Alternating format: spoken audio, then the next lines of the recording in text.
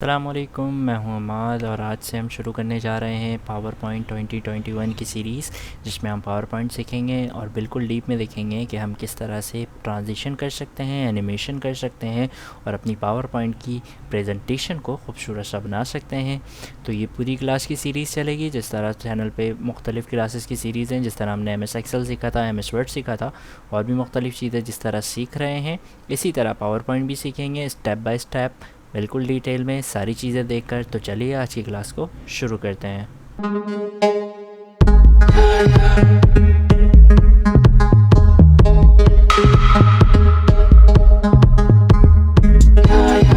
सबसे पहले तो आपको जो दिख रहा है वो दिख रहा है इसका इंटरफेस को समझने के लिए हमें सिंपल ये समझना पड़ेगा कि जिस तरह हमने MS वर्ड और एक्सेल में भी देखा था, अगर आपने नहीं देखा तो मैं फिर भी आपको बता दूं कि ये इसका इंटरफेस आ रहा है, जिसके अंदर ऊपर की तरफ आपको कुछ प्रेजेंटेशन की टाइप्स टेम्पलेट्स मिल रही हैं, बनी बनाई चीज़। ठीक है, इस तरह नीचे की तरफ आपको यहाँ पर जो दिख रहा है वो रिसेंट डॉक्यूमेंट्स, यानी रिसेंटली मैंने जो पावर पॉइंट के फाइल्स यूज़ किए हैं वो आ रहा है, या बनाए हैं या सेव किए हैं।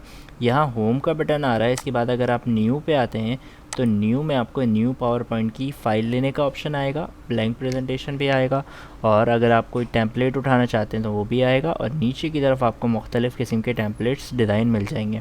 और यहाँ ओपन का ऑप्शन है, जिसके ज़रिए अगर आपने कोई फ़ाइल सेव की हो तो उसको आप ऑन करवा सकते हैं। अच्छा जी, तो फ़िलहाल के लिए हम यहाँ से एक ब्लैंक प्रेजेंटेशन लेंगे। जैसे ही मैं ब्लैंक प्रेजेंटेशन पे क्लिक करूँगा, यहाँ पर हमारे पास एक पावर पॉइंट का एक ब्लैंक प्रेजेंटेशन आ जाएगा, जो नाम आएगा इसका प्रेजेंटेशन 1, क्योंकि अभी सेव नहीं है।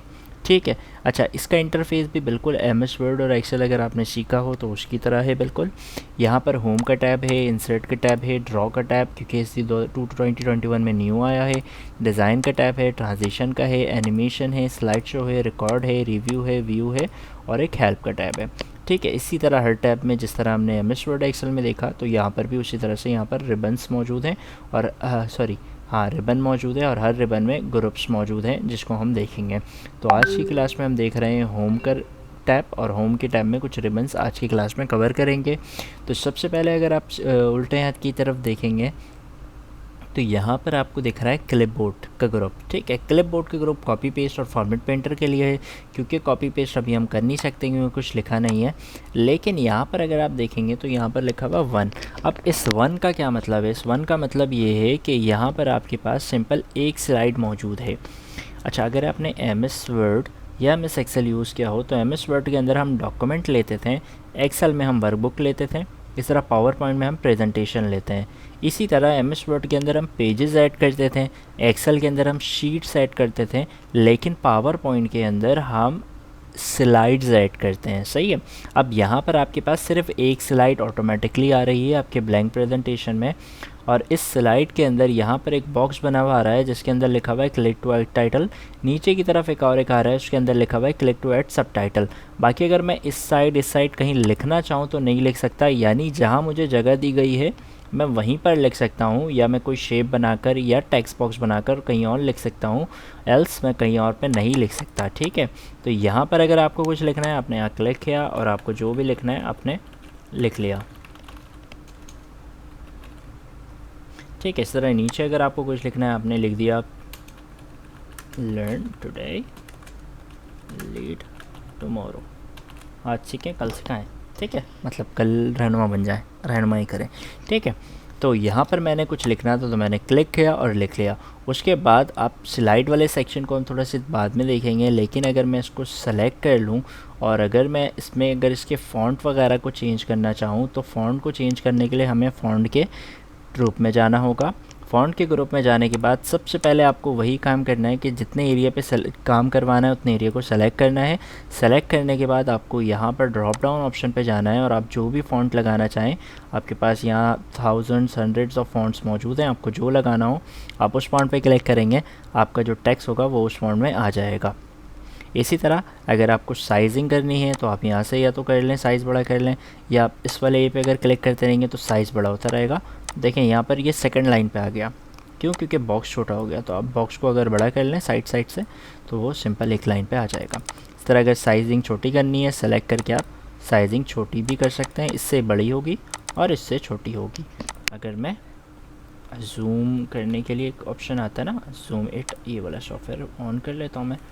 अब आपको मैं आराम से दिखाता हूँ कि यहाँ पर जो ऑप्शंस आ रहे हैं, ये जो ए लिखा हुआ है बड़ा वाला, इसको अगर मैं सेलेक्ट करके इसको प्रेस करता जाऊँ तो साइज़ बड़ी होती जाएगी, और अगर इसको प्रेस करके मैं छोटे वाले ए पे क्लिक करता जाऊँ, सेलेक्ट करके छोटे वाले ए पे क्लिक करता जाऊँ तो साइज़ छोटी होती जाएगी। इसी के साथ बोल्ड, बी वाला ऑप्शन जो है वो बोल्ड कर देगा, यानी अगर मैं सेलेक्ट करके बी पे क्लिक करता हूँ तो इसको थोड़ा सा बोल्ड कर देगा। अब ये टेक्स्ट जो मैंने लिया हुआ ये ऑलरेडी सेमी बोल्ड पे आ रहा है, ठीक है। अगर मैं कोई और सा लेता हूँ, फॉर एग्जांपल नीचे वाले पे करते हैं, नीचे वाले को सेलेक्ट किया, जूम करके अगर मैं आपको यहाँ इस स्क्रीन पे जूम करूँ और यहाँ से इसको बोल्ड करूँ तो आपको दिख रहा है ये बोल्ड हो गया, हटाना हो हट गया, ठीक है।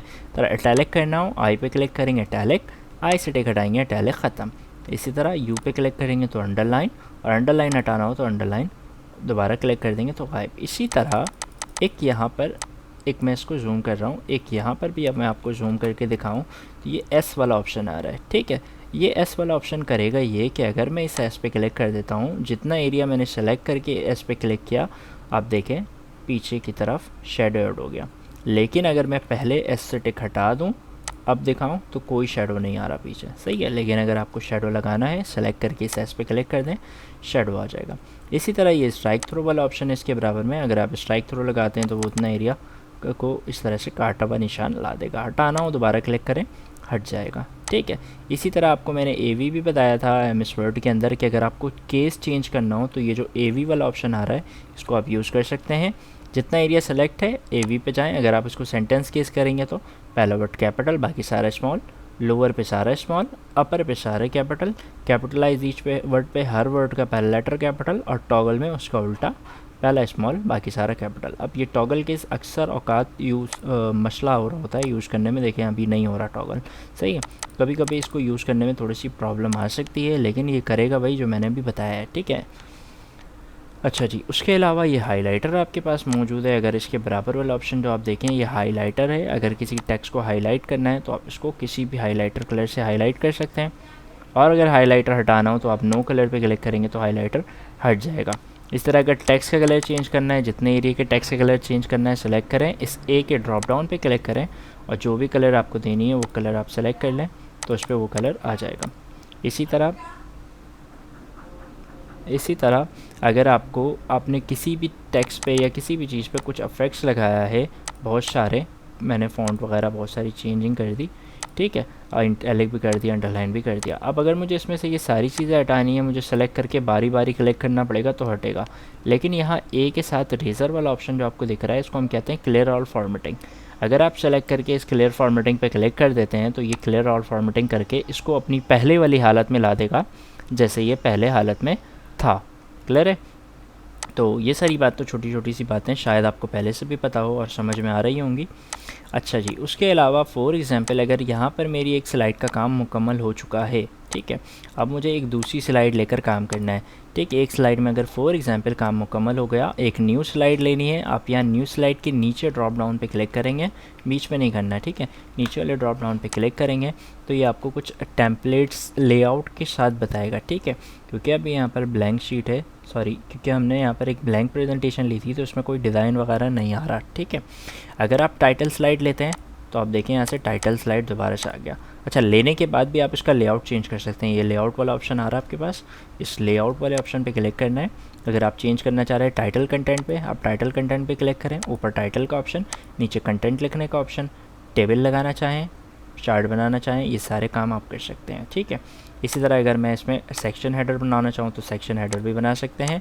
इसी तरह आप टू कंटेंट रखकर कंपैरिजन भी करवा सकते हैं, या आपको जो भी यूज़ करना हो आप सिंपल वो यूज़ कर सकते हैं। और अगर आपको ब्लैंक भी लेना है तो आप ब्लैंक लेकर कोई शेप बनाना चाहें तो आप कोई शेप भी यहाँ पर बना सकते हैं। क्लियर है।